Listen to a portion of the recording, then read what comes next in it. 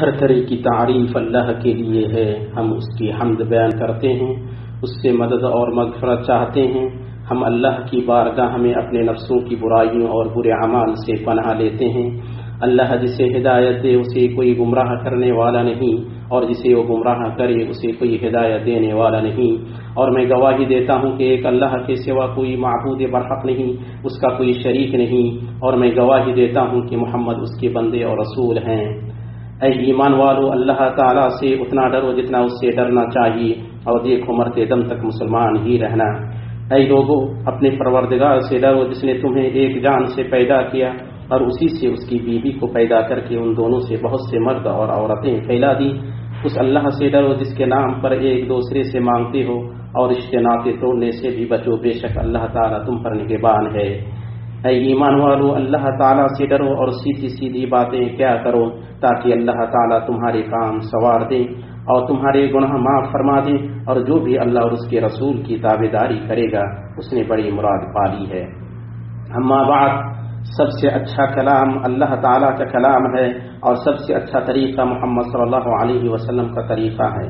سب سے بری چیز دین میں نئی ایجاد کردہ چیز ہے، اور دین میں ہر نئی چیز بدعت ہے، اور ہر بدعت گمراہی ہے۔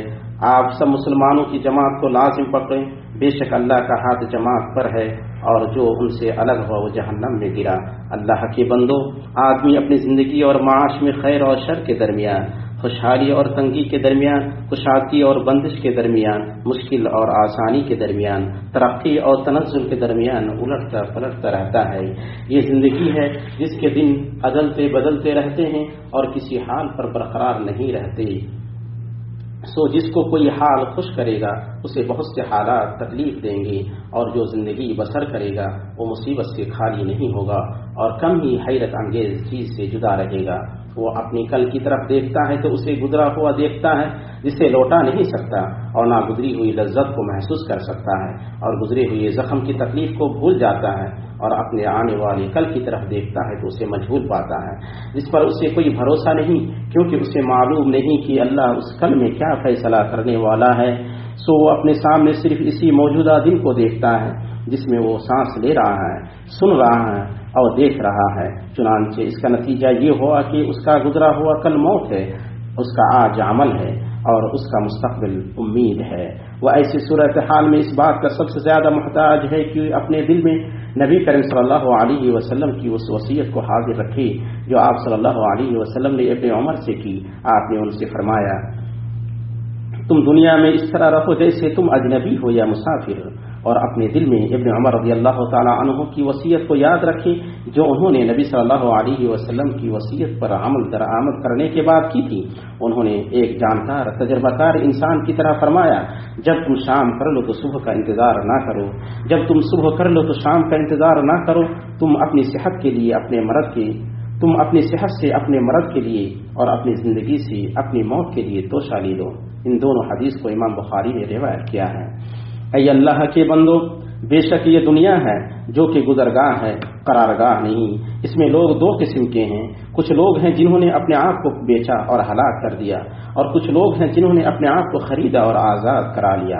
اللہ کا فرمان ہے، اے انسان، تو اپنے پروردگار تک پہنچنے تک خوب کوشش کرتا ہے تو اس سے جا ملے گا۔ یہ ایسا گھر ہے جس کا اول پریشانی اور آخر فنا ہے، جس کا حلال محاسبہ اور حرام عذاب ہے، جس نے اس میں بے نیازی برتی وہ آزمایا گیا، اور جو محتاج ہوا وہ غمگین ہوا۔ چنانچہ عقل مندوں نے جب دنیا کو پرکھا تو ان کے سامنے اس کی فرشتگی اور فتنہ کے بعد اس کی حقیقت کھل گئی، اور یہ کہ اس کے پیچھے بھاگنے کا انجام مشقت ہے۔ طلب دنیا کے کتنے دل دادا ہیں جن کے لیے دنیا نے دشمنوں کو دوستوں کے لباس میں ظاہر کیا۔ اے اللہ کے بندو، یہی زندگی کی حقیقت ہے، الٹ پلٹ ہونا، بدلتے رہنا، ختم ہونا اور مصائب۔ اس میں نہ پائیداری ہے نہ بقا، کیونکہ اللہ تعالیٰ نے اس میں کسی انسان کے لیے ہمیشگی نہیں رکھی ہے۔ چنانچہ وہ دنیا جس کا یہ حال ہو اس لائق نہیں کہ بندہ اپنے آپ کو اس سے زیادہ پائیدار اور باقی رہنے والی چیز کو چھوڑ کر اس میں مگن ہو جائے، اور نہ اس لائق ہے کہ اپنی دو نگاہوں کی لگام چھوڑ کر ان چیزوں کی طرف انہیں دوڑائے جو اللہ تعالیٰ نے ان میں سے مختلف لوگوں کو آرائش دنیا کی دے رکھی ہیں، تاکہ انہیں اس میں آزمائے، اور نہ اس بات کا مستحق ہے کہ اس کی خاطر دوستی یا دشمنی کرے، جھگڑا کرے اور لڑے، نہ اس بات کے لائق ہے کہ اس پر اتنا افسوس کرے کہ بھول جائے یا ہلاک ہونے والوں میں سے ہو جائے۔ اللہ کی قسم، پھر اللہ کی قسم، یہ دنیا کسی کے لیے کامل نہیں ہوئی ہے مگر ناقص ہو گئی ہے، نہ کسی کے لیے کشادہ ہوئی ہے مگر اس کے لیے تنگ ہو گئی ہے۔ اس نے کسی کو خوش نہیں کیا مگر اسے غمگین کیا ہے، اس نے کسی کو ہنسایا نہیں مگر اسے رلایا ہے۔ وہ جتنی بھی بڑی ہو جائے مگر وہ چھوٹی ہی ہے، وہ کتنی ہی لمبی ہو جائے مگر وہ کوتاہ ہے، وہ تو بس ویسی ہے جیسے اللہ تعالیٰ نے فرمایا ہے۔ خوب جان رکھو کہ دنیا کی زندگی صرف کھیل تماشا، زینت اور آپس میں فخر اور غرور اور مال و اولاد میں ایک دوسرے سے اپنے آپ کو زیادہ بتلانا ہے۔ جیسے بارش اور اس کی پیداوار کسانوں کو اچھی معلوم ہوتی ہے، پھر جب وہ خشک ہو جاتی ہے تو زرد رنگ میں اس کو تم دیکھتے ہو، پھر وہ بالکل چورا چورا ہو جاتی ہے۔ لہذا یہ اللہ کے بندو، اس کے بارے میں آپ کا کیا گمان ہے جس کی انتہا زردی اور بھوسا ہے، چاہے اس کے لیے کتنا ہی زیبائش، باہمی فخر اور کثرت بازی ہو، وہ ویسی ہے جیسے اس کے بارے میں ہمارے نبی صلی اللہ علیہ وسلم نے فرمایا ہے، اگر دنیا اللہ کے نزدیک ایک مچھر کے پنکھ کے برابر ہوتی تو کسی کافر کو اس میں سے ایک گھونٹ پانی تک نہیں پلاتا۔ اسے امام ترمذی نے روایت کیا ہے۔ اے اللہ کے بندو، دنیا زندگی کی جولانگاہ اور میدان ہے۔ اللہ نے اسے لوگوں کا تابع بنایا ہے تاکہ وہ اس کے راستوں پر چل سکیں، اس کے رزق میں سے کھا سکیں، اس میں نہ اسراف کریں، نہ اسے اپنی سب سے بڑی فکر اور نہ اپنے علم کی انتہا بنائیں کہ اس کی خاطر مقابلہ آرائی کریں، لڑائی کریں اور اس چیز سے آلودہ ہوں جس کا خوف ان پر نبی رحمہ صلی اللہ علیہ وسلم کو تھا۔ واقعہ یہ ہے کہ جب ابو عبیدہ بن جراح رضی اللہ تعالیٰ عنہ جزیہ کا مال لے کر مدینہ آئے تو انصار نے ان کے آنے کی خبر سنی۔ وہ اس وقت آئے جب رسول اللہ صلی اللہ علیہ وسلم کے ساتھ فجر کی نماز ہو رہی تھی۔ جب آپ صلی اللہ علیہ وسلم نے سلام پھیرا تو آپ کے پاس آئے رسول اللہ صلی اللہ علیہ وسلم انہیں دیکھ کر مسکرائے اور فرمایا، مجھے لگتا ہے کہ تمہیں ابو عبیدہ کے آنے کی خبر مل چکی ہے، وہ کچھ لے کر آئے ہیں؟ انہوں نے کہا، جی ہاں اے اللہ کے رسول، آپ صلی اللہ علیہ وسلم نے فرمایا تم خوش ہو جاؤ اور اس چیز کی امید رکھو جس سے تمہیں خوشی ہوگی۔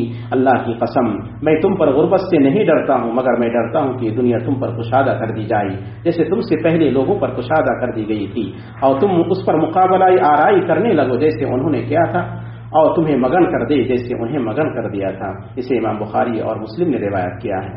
آپ پر میرے ماں باپ قربان ہوں، آپ کی مراد وہ گہری مقابلہ آرائی ہے جو دور کرے قریب نہیں، جو غافل کرے مدد نہ کرے، جو سنگ دل بنائے نرم دل نہیں، تمہیں دنیاوی زندگی دھوکہ میں نہ ڈال دے۔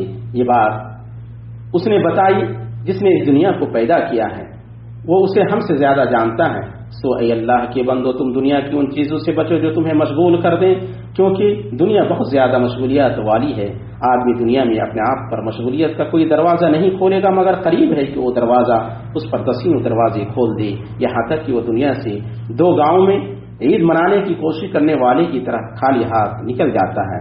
جو شخص دنیا کی حقیقت پر غور کرے گا اسے معلوم ہوگا کہ یہ کھانے پینے، پہننے، سوار ہونے اور سونے کے لیے ہے۔ کھائی جانے والی چیزوں میں سب سے شریف چیز شہد ہے، اور شہد ایک چھوٹی شہد مکھی کا لعاب ہے۔ پی جانے والی چیزوں میں سب سے عمدہ پانی ہے، اور اس کے پینے میں نیک اور فاجر سب برابر ہیں۔ پہننے والی اشیاء میں سب سے بہتر ریشم ہے، اور وہ ایک حقیر کیڑے کا بنا ہوا ہے۔ سواریوں میں سب سے معزز گھوڑا ہے، اور اس پر بڑے عظیم لوگ قتل کر دیے جاتے ہیں۔ اور سونگھی جانے والی چیزوں میں سب شریف مشک ہے، اور وہ ہرن کی ناک کا خون ہے۔ ابو دردہ رضی اللہ تعالی عنہ نے کہا، اللہ کے نزدیک دنیا کی بے قدری میں سے یہ ہے کہ دنیا ہی میں اس کی نافرمانی کی جاتی ہے، اور اس کے پاس جو ہے دنیا کو چھوڑ کر اسے حاصل کیا جا سکتا ہے۔ اللہ کے بندو، دنیا و آخرت دو سوکن کی طرح ہیں، سو تم جس قدر ان میں سے کسی کو خوش کرو گے اسی قدر دوسری کو ناراض کرو گے۔ سنو، آخرت کے سامنے دنیا کا ذکر نہیں کیا گیا مگر وہ مضمون ثابت ہوئی، اور کسی نے اسے آخرت پر فضیلت نہیں دی مگر اس کا انجام بدبختانہ ہوا۔ اسی میں سے اللہ تعالیٰ کا فرمان ہے، تم تو دنیا کے مال چاہتے ہو، اللہ کا ارادہ اور اللہ کا یہ فرمان ہے تو کچھ بھی نہیں بجز لہو و لعب کی، اور دار آخرت متقیوں کے لیے بہتر ہے۔ کیا تم سوچتے سمجھتے نہیں؟ اللہ کا یہ فرمان بھی ہے، کیا تم آخرت کے اور دنیا کی زندگانی پر ہی رچ گئے ہو؟ سنو، دنیا کی کیا تم آخرت کے و دنیا کی زندگانی پر ریجھ گئے ہو؟ سنو، دنیا کی زندگی تو آخرت کے مقابلے میں کچھ یوں سی ہے، نیز اللہ کا یہ فرمان ہے، اور تمہیں جو کچھ دیا گیا ہے وہ صرف زندگی یہ دنیا کا سامان اور اسی کی رونق ہے، ہاں اللہ کے پاس جو ہے وہ بہت ہی بہتر اور دیر پا ہے۔ کیا تم سمجھتے نہیں؟ اللہ میرے لیے اور آپ کے لیے قرآن اور سنت میں برکت عطا فرمائیں۔ میں یہ بات کہہ رہا ہوں اور اپنے لیے اور آپ سب کے لیے اللہ سے اپنے گناہوں کی مغفرت چاہتا ہوں، آپ بھی اس سے مغفرت طلب کریں، وہ بے شک بڑا بخشنے والا مہربان ہے۔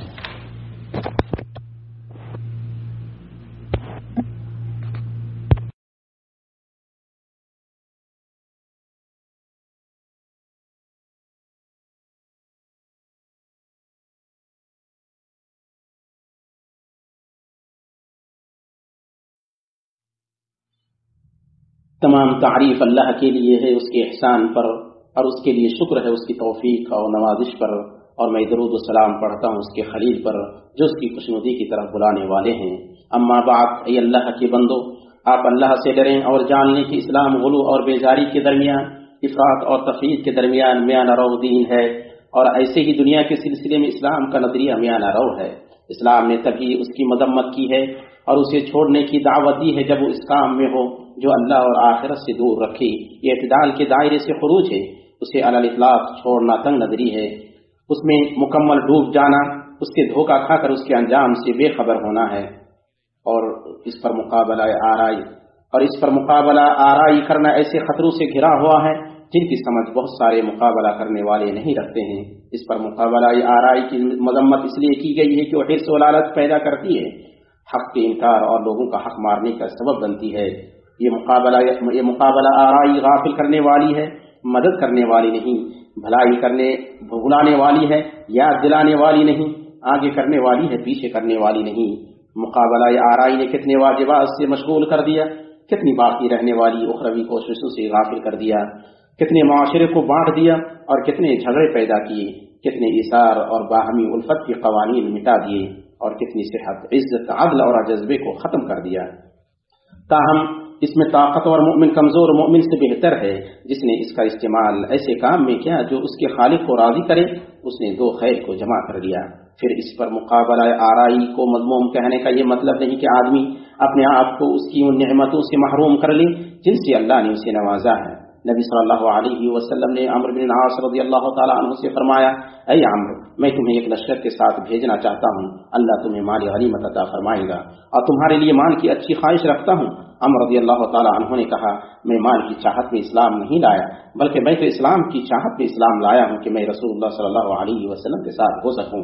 آپ صلی اللہ علیہ وسلم نے فرمایا، اے عمرو، نیک آدمی کے لیے نیک مال کیا ہی بہتر ہے۔ اسے امام احمد نے روایت کیا ہے۔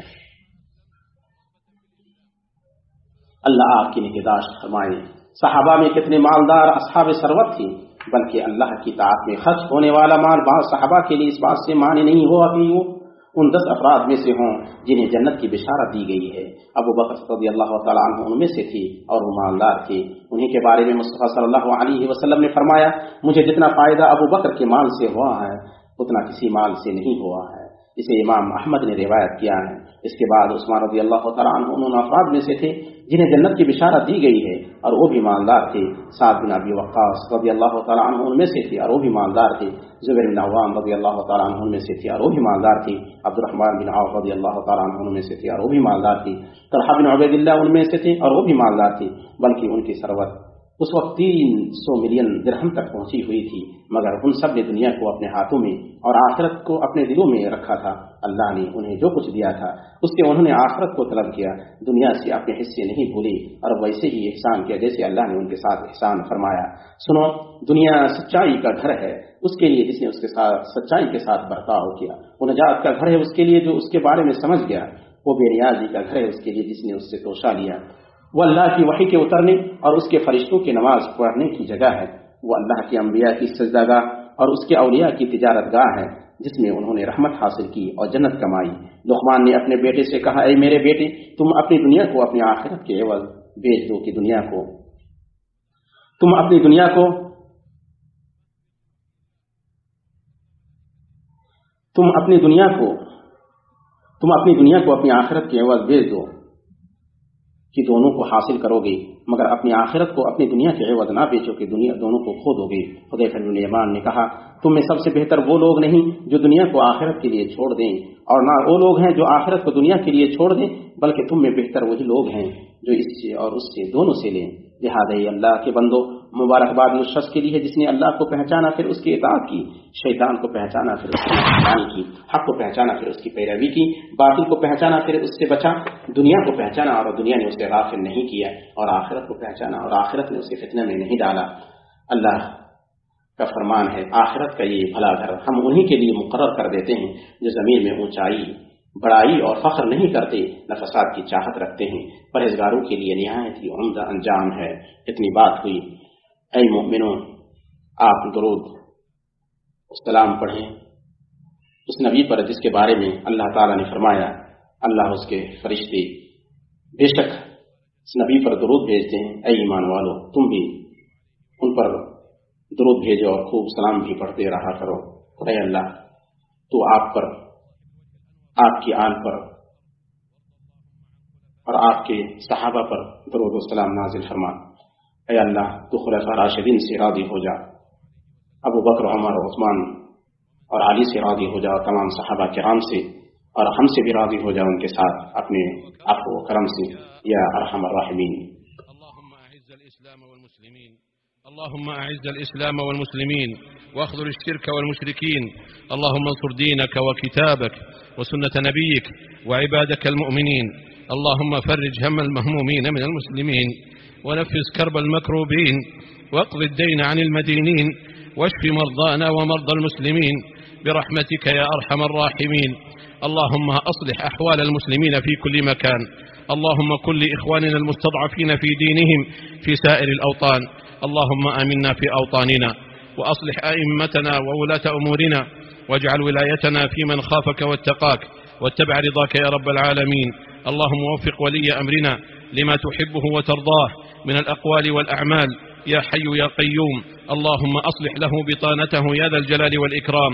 اللهم وفقه وولي عهده لما فيه صلاح البلاد والعباد. ربنا آتنا في الدنيا حسنة وفي الآخرة حسنة وقنا عذاب النار. اللهم ادفع وارفع عنا الغلا والوباء والربا والزنا والزلازل والمحن وسوء الفتن ما ظهر منها وما بطن عن بلدنا هذا خاصة وعن سائر بلاد المسلمين عامة يا ذا الجلال والإكرام.